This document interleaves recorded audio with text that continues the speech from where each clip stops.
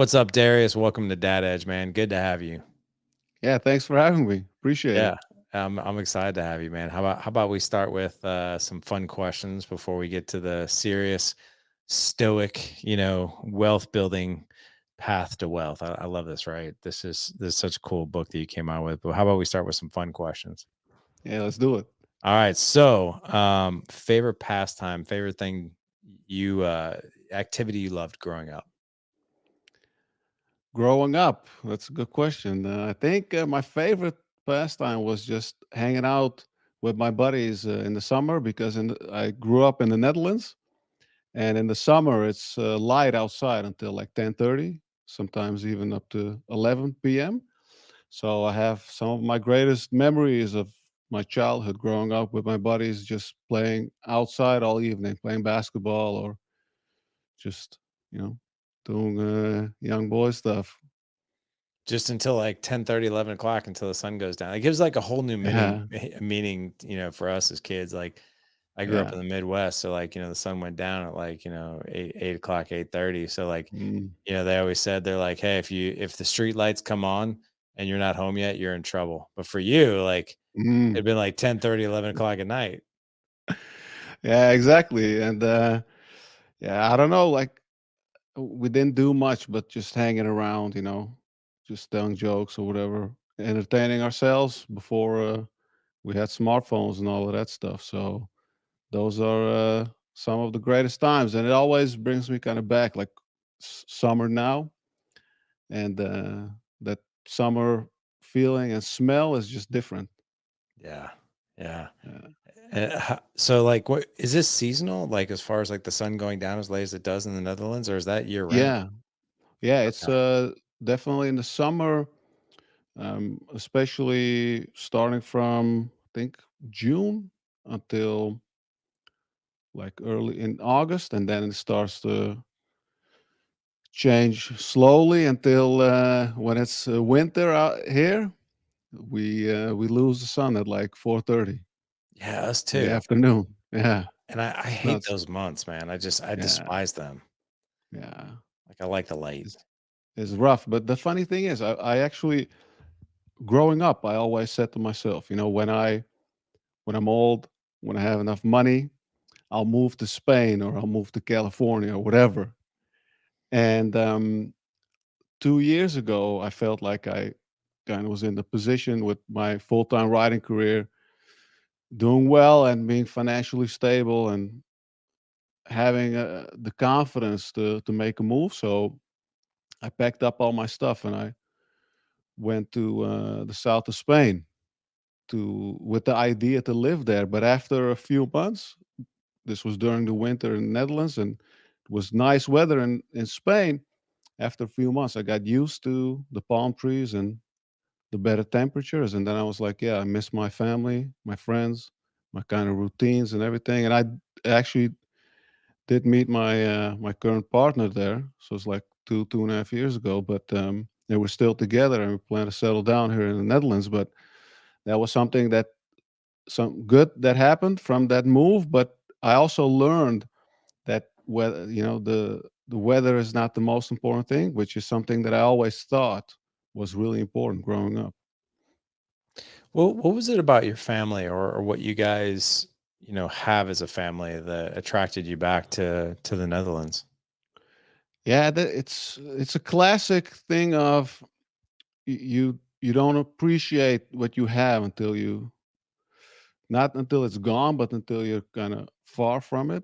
In this case, but we always grew up very tight knit family. My parents had really strong family values. Like I remember growing up, and my mother always getting really angry with me when I teased my brother or when we kind of got into fights. She was like, "Yeah, that's not allowed in our home. You never fight with your brother. Just go fight outside. That's fine.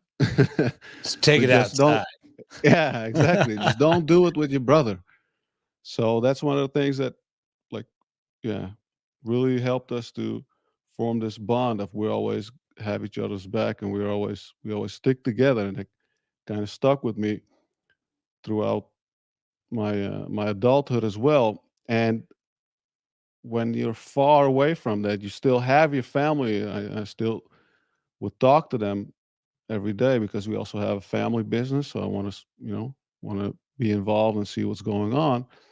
But not being able to have dinner like on a random Tuesday or whatever is just kind of a feeling that I really missed when I was far from it, and just having your family close was something that I knew was important to me, but I didn't know knew how important it was until I lived in Spain. And in total, I stayed in Spain like 6 months because after I don't know, I think like 2 3 months, I got used to the weather and the palm trees, and then I was like, yeah, don't move too soon. Just give it a little bit more time. Maybe you'll get used to it, and there's something that you always wanted. So I stayed a few more months until I was like, yeah, I'm going back. Going back. Yeah. Let's steal like some of the gold, that you grew up with. And what I mean by that is, you know, that you said that your mom and your dad like did a really great job of instilling family values in there. So much Yeah. so that, you moved away and it attracted you back, to Mm, to be in that environment once again. And not everybody can say that about their families, right? And but I mm, think if any man was listening to this podcast, and any guy within the Dad Edge audience, if we were to fast forward our kids' lives, 10, 15, 20, 25 years, when they're in their 30s like yourself, and they're like, man, I want my kid to be saying that. Like they just loved mhm. the Yeah. the family that we cultivated and the environment, so much so that if they moved away, like there would be a part of them that would be like, man, I really want to Mhm, get back to that. So like looking back on your family, like how you guys connected, like what your mom and dad did. I mean, I know obviously like you didn't fight with your brother indoors, you took that outside, which I'm sure is just mhm. like that's just Yeah, like a scratch on the surface. But what were some yeah, things that like you guys really did growing up? yeah. So what you mentioned is also true for especially my mom. She always said that she wasn't that close with her siblings growing up, and they kind of had their own ideas and philosophies about life, or at least from what I understand. But she always said that her parents just left them too much to their own devices, and everybody kind of grew up having a kind of a different idea about life. And for example, one of her brother moved to Sweden when he was very young, and another sister moved to Germany. So they kind of were spread out all over the place. And my mom actually made it like priority when she got us, and I have a younger brother, to make sure that we both have the same philosophy about family. And I think it's just simple things like always going on family vacations. And when you're on a family vacation, not we're not that family that would say, yeah, dad goes for a run and mom goes I don't know, to the salon or whatever, and the kids one of the kids goes there and the other kid goes there. We always did everything together from start to finish on the vacation. And it was like we either find an activity that everyone enjoys, or we just don't do anything. And I always thought like, what's the point? Like, don't be so serious about this stuff. But I feel like that really taught me the lesson of when you set out to do something with your family, and like we went on a family vacation once a year, just make sure that you prioritize everyone in the family, not just one person or one person prioritizing themselves, but make an effort to find something that everyone enjoys. And I feel like that lesson from vacations also had its effect on other areas, particularly later when we started the family business, where we were always trying to find roles for everyone in the business without forcing certain things upon people or upon the members, whilst also understanding that you know you also have your own individual preferences, so you don't want to sacrifice yourself. So it's really this balancing act, which I feel like is important to have for certain type of situations. I don't feel like it's necessary to do that every single day of your life, but like vacations, certain events or weekends, family gatherings, when you start a business together. I feel like it's good to just prioritize the group as a whole versus thinking about yourself, that kind of thing. Got it. That's really cool, man. So it's like really, it's about us. It's not about I. Yeah, It's about us, exactly. right? Yeah, and Yeah. that's the environment that's really cool, man. And what about the relationship just with your own dad in general? Like how have you guys cultivated a good connection over the years? Yeah, that's funny because I think until I was 24 when we started the business together with my dad, um, we weren't really that close because he was always working. So we have kind of classic immigrant story. Came to the Netherlands with zero and started, work ourselves up, or at least my parents. And my father was always working, so he worked at this industrial laundry that does linen for hotels and hospitals, etc. And those types of companies, they run pretty much 24/7. And he did like maintenance and technical issues, etc. And they would call him on random times during the weekend, holidays, etc. And during those times, he just had to leave. So when that happened, my mother always made it clear to us that this is something that he has to do. Right? He's someone. That's one of the things that I always learned from my dad. Is like when you have to do something, just go and do it, and don't complain about it. Don't you know? Don't wish it was any different or whatever. This is how your life is at the moment, and you just got to deal with it. And that's something that he always did. So during my childhood, he wasn't there always. And the funny thing is that we did talk about is like what why is it that we are so close that he wasn't always there. I feel like that's also the job that my mom did by kind of making it clear to us that it, because he's not here at certain moments, right? It doesn't mean that he's a bad dad or whatever. He's just like fulfilling his obligations. So that's kind of weird that we understood from a young age.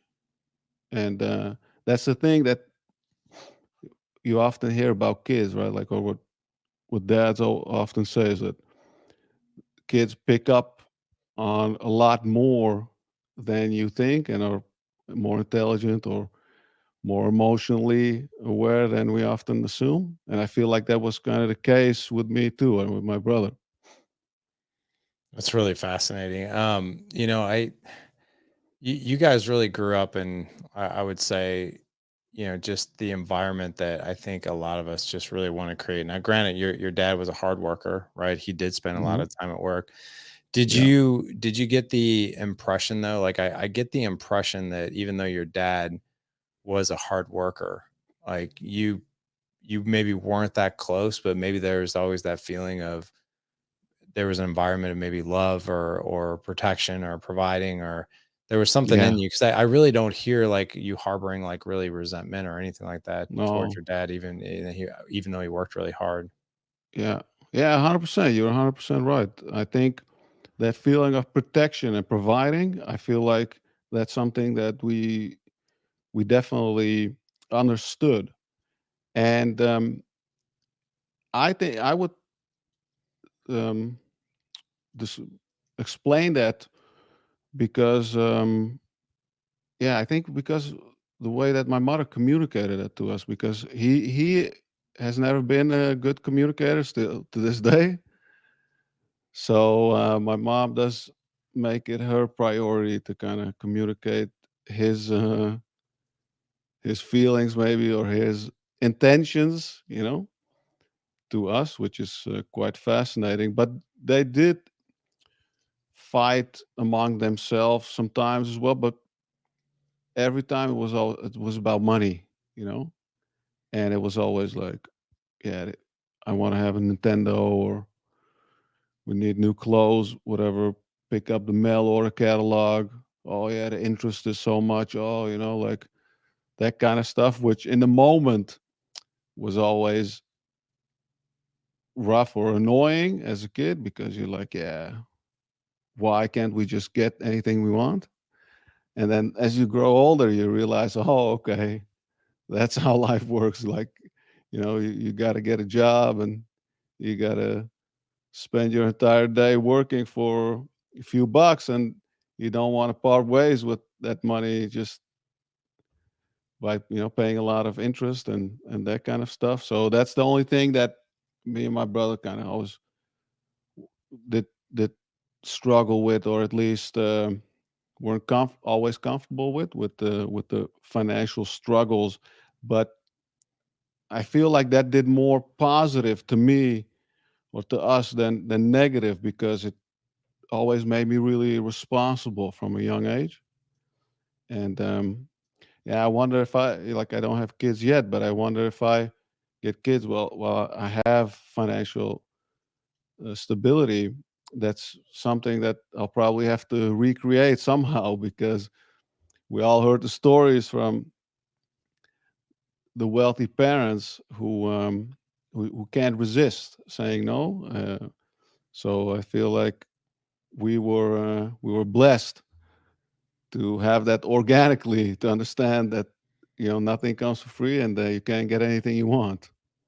I love that, man. What do you think? Because what's your view of this next generation as a as regards to that? About getting anything they want. Yeah, like so I'm not trying to downplay like this generation, but I do think, and maybe every generation ahead of the last one sort of feels this way, Mm, but I remember there were it was I just remember like growing up, and it was even within my circle of friends that nothing really came very easily. Like mm, I didn't really hang out with a lot of kids who like could have anything that they wanted, right? yeah. I think that there's a lot of parents out there that really want to give more to their kids than what they had, and I think that there's something to be said Yeah. about that. But I also think we can kind of take that too far, and we can Mm, give our kids like everything to where they don't, then you kind of run that risk of they don't really appreciate anything, which yeah. is kind of a scary thing. So like, what's your view of not necessarily the us generation like me and Yeah. you, but like Yeah. the kids that we're raising today?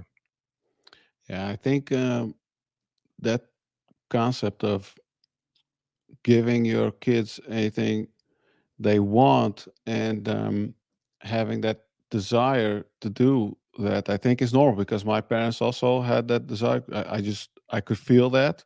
Like if I wanted to get the Nintendo, they were like, "Oh, okay, let's see," But there was a limit. It's like, "Oh, I want to get a new bike. I want to get this. I want to play sports." Then they were also like, "Yeah, but we can't do everything." And I feel like that dynamic made me dream and have these desires to think to myself, "Oh man, when I grow up, I'm going to do this, and I'm going to work hard for it, and I'm going to accomplish that, and whatever." And I feel like if you don't have that type of desire and drive, then you know why would you work hard, even, right? Why would you go out there and do your best and save your money while you can just live by the day? And that's actually something that I that I didn't like about living in Spain, because I went to the south of Spain and it's kind of famous for two things. It's like there's a lot of people who go there to retire, just like from what my friends in the US tell me about, like Florida. And there's a huge party scene as well at the same time, like in Marbella, similar to Miami, right? And it's kind of a weird mix, because on the one hand you see all of these folks doing nothing and taking it easy, and then there's, on the other hand, there's like all of these young folks who are just spending, and you see G wagons and Lambos and whatever, and I'm surrounded by that stuff, and I think to myself, yeah, I don't want to be here, because I I grew up in the north of the Netherlands, blue collar town, and people just, you know, with their sour faces in the morning going to work. And that's what I'm used to. Like, I don't know anything better. And I go around all of these people that are just enjoying their lives, or at least, quote unquote, enjoying, because you can never really know how they feel. But I feel like that type of dynamic is also true for a lot of folks in the next generation, where the emphasis is too much on enjoyment and on today and pleasure, and kind of, it's not new, right? It's the Epicurean philosophy of like 2,500 years ago, where at the time you had the Cynics and the Epicureans, and the Cynics were like, yeah, screw everything, we're just going to focus on enduring life, and life, that's what life is. And then the Epicureans said, well, no, it's all about enjoying life and seeking pleasure, so you forget about the hardship of life. And I feel like that's what's going on a lot in today's world, and amongst a lot of folks, where they think that life is hard. My antidote is not working hard or improving myself.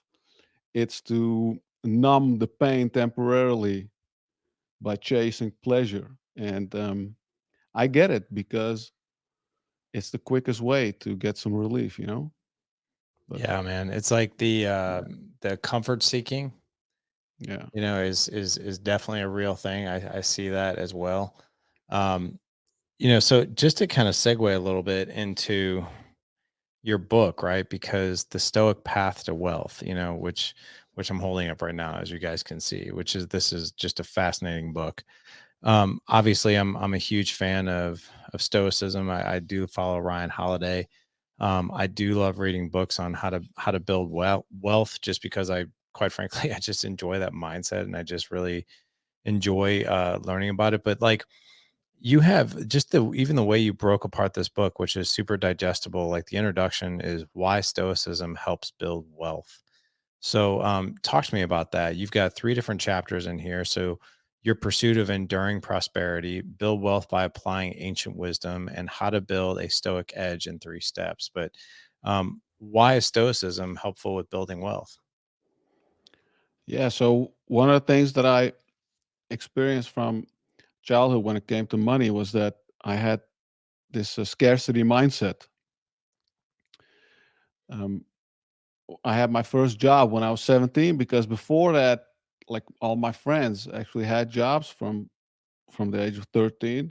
And I always said to my parents, like, I want to have a job, I want to have a paper route, I want to work in a supermarket, etc., because that's what everybody did in our environment.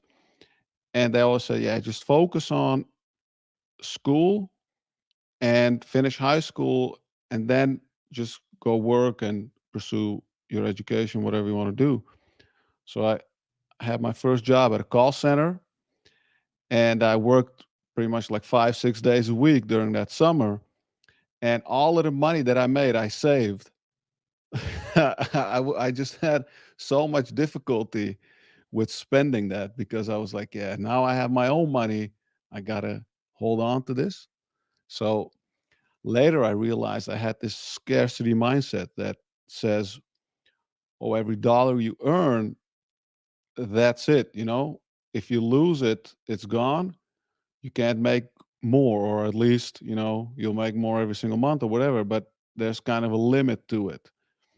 And Stoicism really helped me to let go of any money ideas that I had in my mind, which is that scarcity mindset, but also um, this taking making some distance between me and the money that I earn. Because if I hold on to it too much, I realized I can't invest, because investing is basically parting with your money today until a future date, which no one really knows is when. Because especially if you invest in the stock market and even in real estate, you tend to do that with a very long term perspective.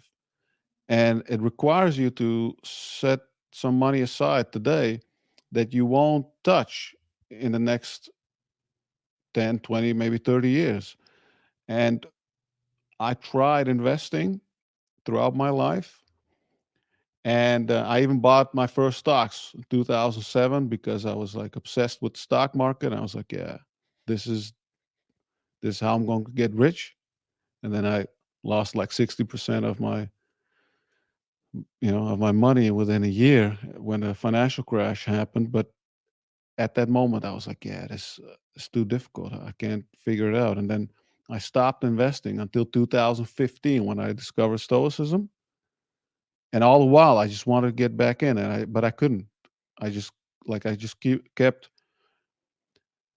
earning money and saving it, and it wasn't that much, but still, it's like I want to take this dollar and turn it into two in the stock market, but I don't know how to do it. So I thought, if I read more investing books or get a degree, etc., I'll figure it out. It didn't help. And then I discovered the Stoics, and they just constantly talk about managing your emotions and not reacting to outside events, focusing on how you respond, etc. And when I started reading the Stoics, and I actually discovered it through the 4 Hour Work Week from Tim Ferriss, started reading that book because I kind of, I had this corporate job at the time. And I was like, yeah, I don't want to do this. So I want to start a business on the side. I want to have some passive income. So I read Tim Ferriss's book, and there's this short section on Stoicism. And I think to myself, yeah, I need to learn more. So I started reading like Seneca and Marcus Aurelius and Epictetus. And all I'm thinking is, okay, how can I use this to get back into the stock market? And it really helped me because, y- you know, I finally figured way, or I finally found a way to be indifferent to the money that I had and I was earning. And that was really the moment when everything really clicked. Mm. So do you think that people are a bit too, like, you're a prime example of being reactionary, right? Mhm. And being fearful, right? Before 2015, it's like, man, I just lost like all this and I don't want to Yeah. lose it again. And how did how exactly did stoicism help you overcome fear in investing? So the first way that it helped me was to focus on my skills, because if you really think about it, what's the thing that you control the most out of everything? It's how you spend your time and what you spend your time on. And if you spend your time on the things that you don't have an impact on, like analyzing the economy or the stock market or whatever, you can analyze all that you want, but the market's going to do what it does. Um, but if you spend all of your time, particularly when you're trying to figure things out or when you're kind of starting your journey towards building wealth or financial freedom, if you invest all of that time in yourself to learn income generating skills, that will pay off for the rest of your life. So that's how I got over this scarcity mindset, because the Stoics also encourage you to become the best version of yourself, right? To demand the best of yourself. And I thought to myself, wow, if I just do that and ignore everything else, I can become great at what I do. And if I become great and I don't even have to be number one. As long as I'm close to the top percent in that specific field top 1% of that specific field that I'm in, I can get better rewards than everyone else that's in the 99%, right? And I realized I just need to figure out something that I'm good at that's in line with my natural abilities and talents, because I feel like everyone has their own natural abilities and talents. Just like me, like I never really focused on them until I was in my late 20s. Like, and that's when I discovered, or that's when I found out I should focus solely on writing because that's what I'm good at. Hmm. And that was really the first step, to just go all in on skill development, becoming the best version of myself, and putting it into practice to get those financial rewards, and realizing, well, if I do this and I become better, I can keep utilizing my skills to earn money. And when you realize that within yourself, that gives you a lot of confidence, because you think to yourself, okay, I'll try a certain investment strategy out. Doesn't work. I always have my skills or my network. That's also something that I think is very important, particularly if you're a professional. Um, your network is, after your skills, the most important thing. Um, you can always use your skills and your network to find a new job. And if you truly believe that within yourself, and I would always read those things and hear people talk about it and whatever, like, the platitude of your network is your net worth, and it all sounds great, and it's true. There's always truth in that stuff, but until you really feel it in your core and every part of your being, I don't think you can just go through life feeling that way. And when you achieve that level, which I think you can only achieve by practice and doing and seeing some feedback in your life, I feel like then you can carry yourself in a different way, where you're like, oh, hey man, like I know what my worth is. I know I can provide value to companies or to other people's lives. I'm going to be okay. And when you feel that, I feel like then all you have to do is pick a investing strategy and just stick to it, because you'll have the mindset, you have created some indifference with you and your money, and you have the emotional fortitude to stick to that investing strategy no matter what happens. And I think that's one of the most powerful feelings in in finance, or personal finance, or in your career. I would agree, and it's really just having that mindset. I love the fact that the scarcity went away as soon as you realize, like, well, I can generate income just, with things that I can teach, things that I can do. The value that I bring to somebody else is is worth something. I heard Bedros Koulian say this quote, which is, people will always there's always a trade of some sort of monetary value for some other type of value, right? So Mm, you become, in demand, right, for something or someone, if you have a certain skill that somebody else wants, right? Or you could teach something, or you could do something, or, you know so I love that foundation. Like, I look at that mindset that you're talking about, almost like the foundation of the house, and then the yeah, strategy becomes, more or less like the rooms and the upstairs and all that. As far as like your investment strategy goes, I'm sure there's not a one size fits all, and it probably depends on the investment and all that. yeah, But what is your strategy? yeah. I feel like that's actually a really good question. Because if you want to have these complex investing strategies that try to beat the market, then there's definitely no one size fits all, because it really depends on your nature and your interests, etc. But the strategy that I started with and I'm still applying is the one that Warren Buffett recommends to everybody, which is to just passively invest in an S&P 500 index fund. And the idea has been, you know, talked about by so many people, and it sounds so simple, which is just buy the ETF every single month for the rest of your career. But it's very difficult, right? If you don't have that stoic edge, or if you don't have that stoic mentality.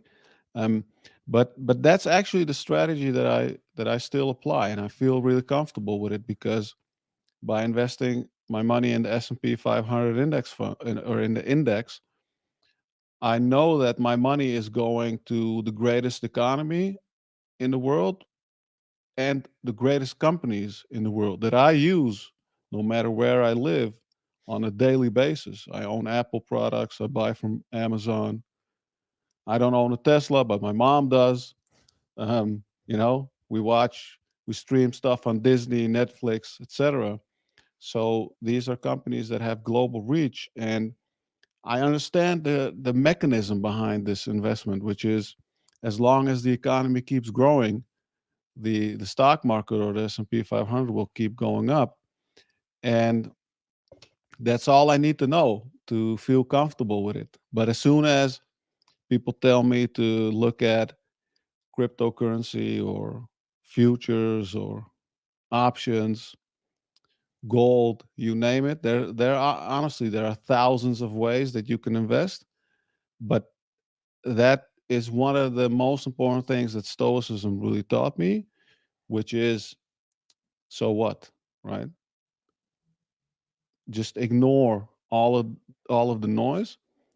Pick one thing that has a proven track record that actually works, and be okay with it. Be content and accept that there are always folks saying, "Yeah, the S&P did like 10% annualized returns over the last, I don't know, 50, 60 years." Yeah, but if you do this, you could get 20%. Or look at what these cryptocurrencies are doing is hundreds of percent, or in some cases thousands. And I'm like, yeah, that's great, but so what? Like, I enjoy my life, I enjoy what I do, um, and at the same time, I feel comfortable with investing in these great companies. So that's really the strategy that I follow and I really stick to, because I feel like as an investor, you just make the most amount of money if you just stay the course, Mhm. as the founder of these ETFs, John Bogle said. I love that, man. No matter what shiny, sparkly object is trying to get your attention, like you stay really grounded in the things that are working, which I think is awesome.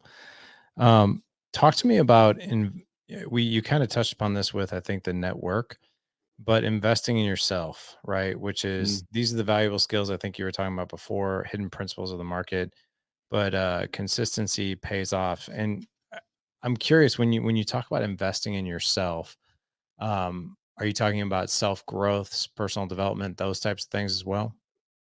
Yeah, definitely. Not only in your skills, but also in your habits and temperament. Just focusing on being a good natured person, someone who's consistent, who has healthy habits, and healthy financial habits, treats people like you know you want to be treated. Those types of things that we all know, right? What it takes, and it's always really simple. But I feel like everything is connected.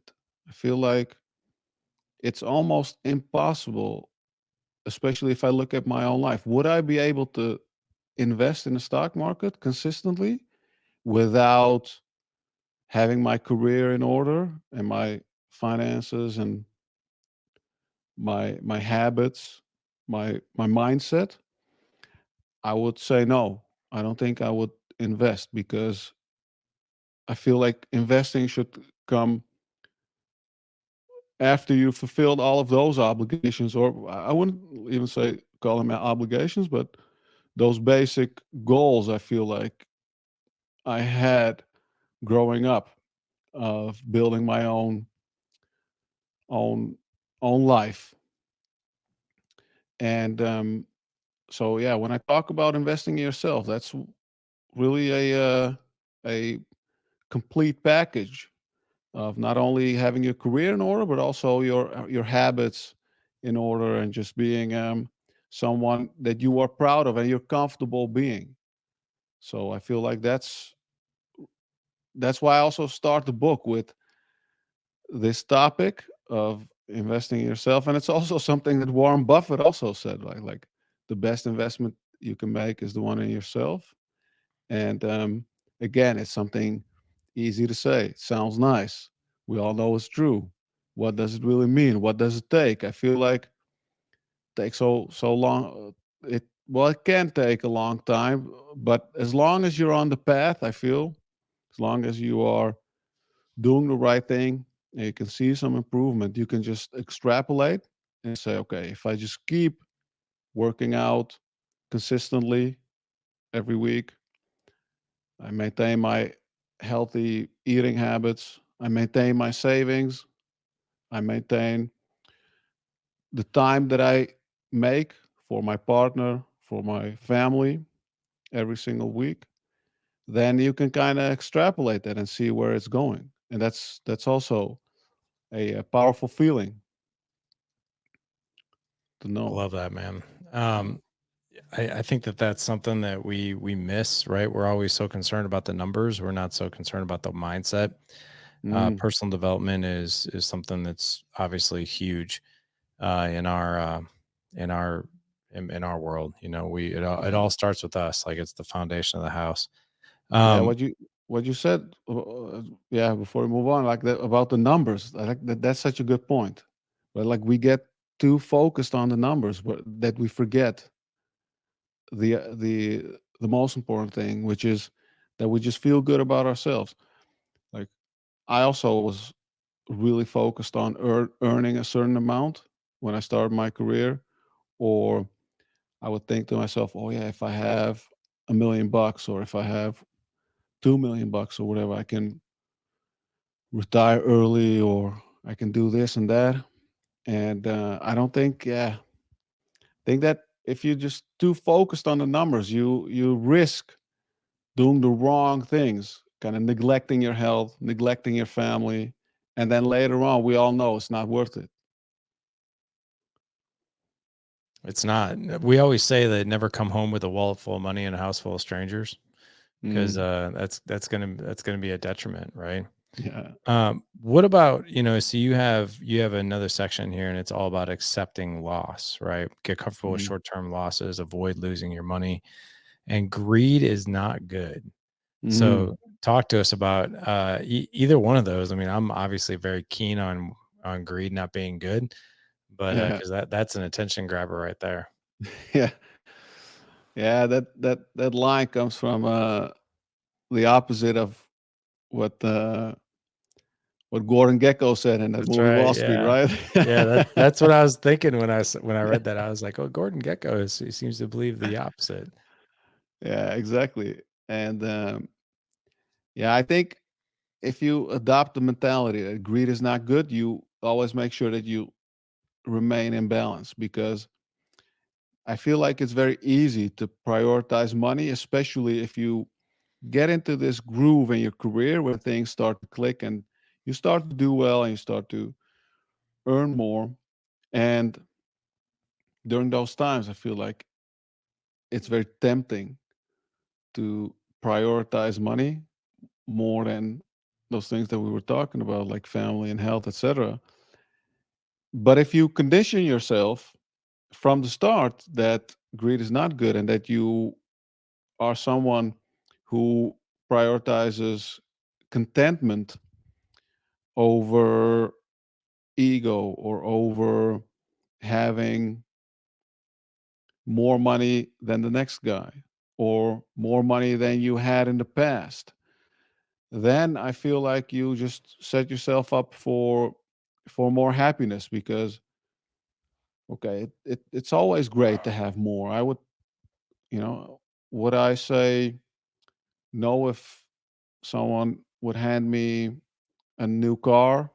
Of course not. Everybody one wants to have a lot of money, and that's also actually something that Seneca once said. He said something like, would I have wealth and a lot of money over the opposite? Of course not. He said, like, I always choose money, having a lot of money, over having no money any day of the week. The problem is when you become obsessed with that money, then it starts to mess up your life. And that mentality of contentment and saying to yourself, no, greed is not good, really holds you back. And maybe sometimes it means that you might not pursue certain opportunities that could bring in a couple of extra bucks, but at least you have contentment. And that's something that even when I was researching this book, I was also looking into John D. Rockefeller, because, of course, he was the most wealthy person in the world during his time. And one of the things that I discovered or learned about him from reading about his life was that he was never satisfied. And that's one of the reasons why he was so great, because I don't think it takes a really special person to do what he did. Um, but at the same time, we can also say that he never had enough. He never had contentment. And um, is that something that we also want to have in our lives, in our day to day lives? Um, and I feel like the answer is no, because I the opposite is John Bogle, founder of Vanguard. I think it's like the second largest asset manager in the world.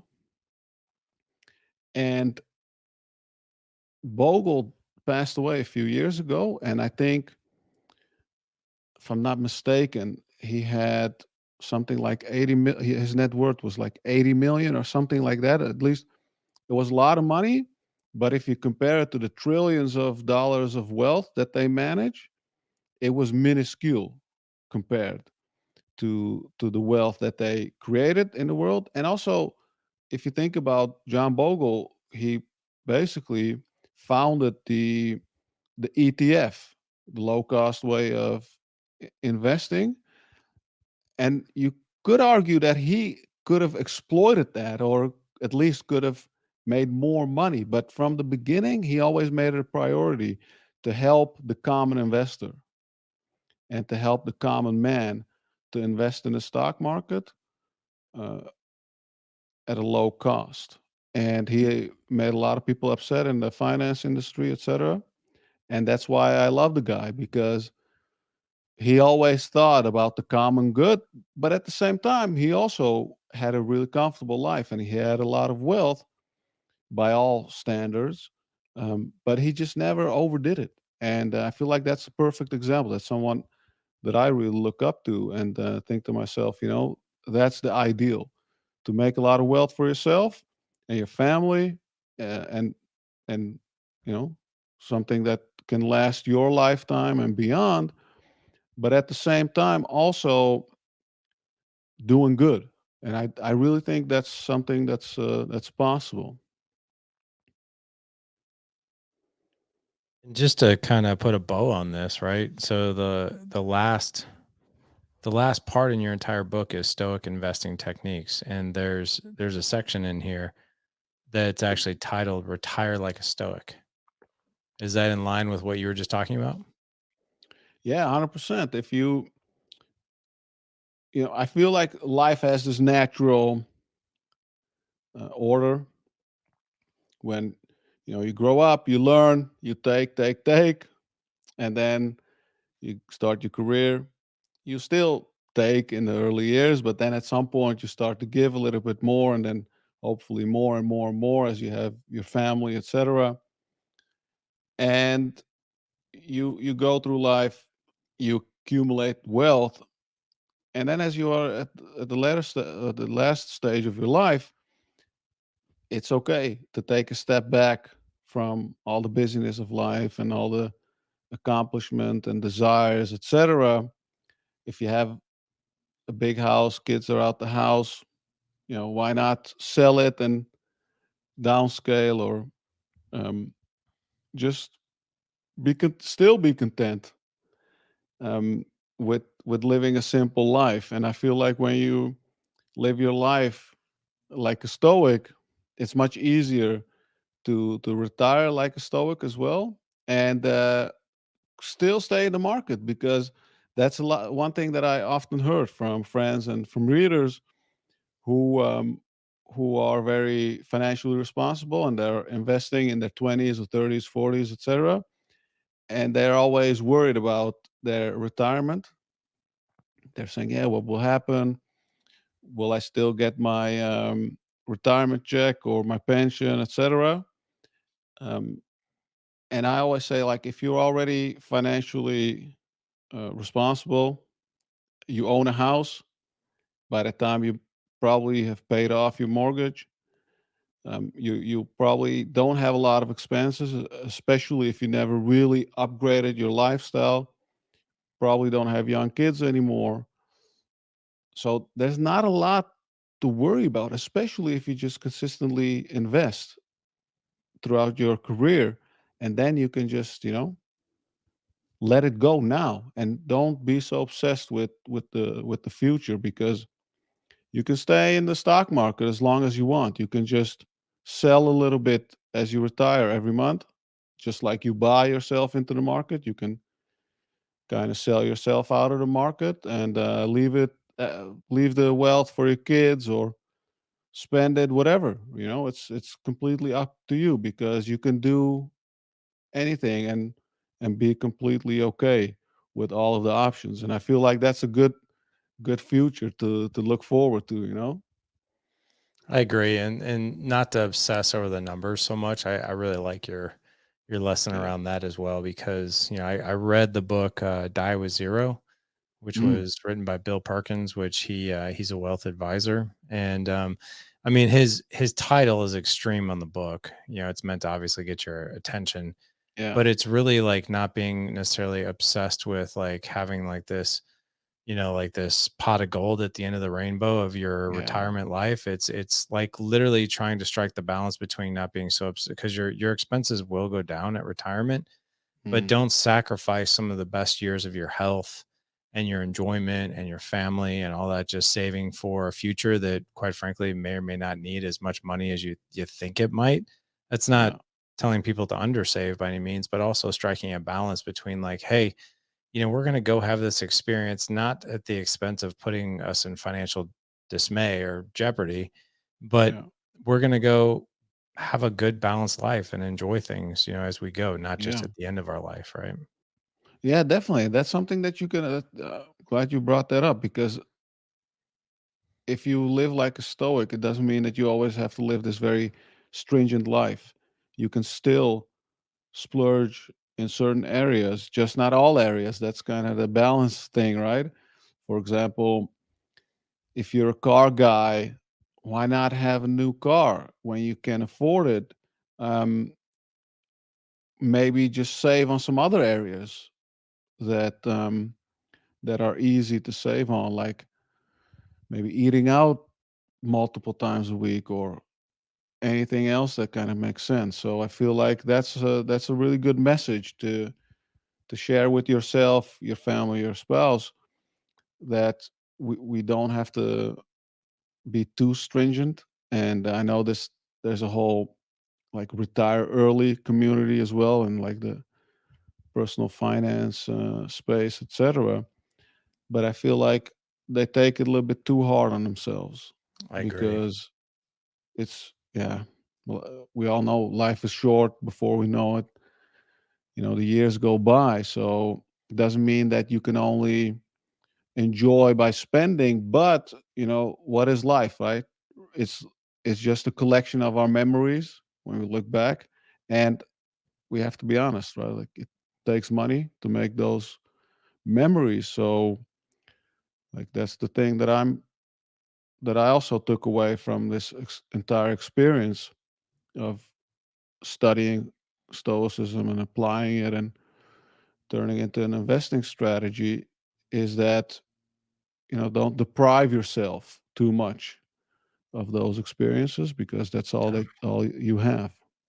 I agree, man. At the end of our life, all we have are those memories. Yeah, So I love this. I love how you have this incredible mindset and this beautiful foundation for staying the course, staying calm under pressure, right? Not necessarily giving in to the sparkly, shiny things that other people are yeah, trying to wave in our faces, sticking to the plan. But this has been really good. Guys, we're talking to Darius Foroux, who is the best-selling author. This book is out as of July 16th, which is The Stoic Path to Wealth, Ancient Wisdom for Enduring Prosperity.